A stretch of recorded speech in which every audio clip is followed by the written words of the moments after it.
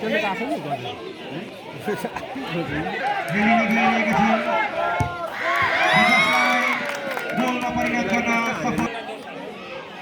ए भाइले रोक्ने रहेछ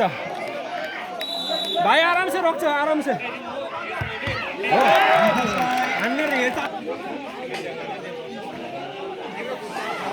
अब यहाँ पनि छेड्ने खालको हुन्छ कि त बाहिर हुन्छ कि त भित्र हो छेड्ने सुट कराउँदैछ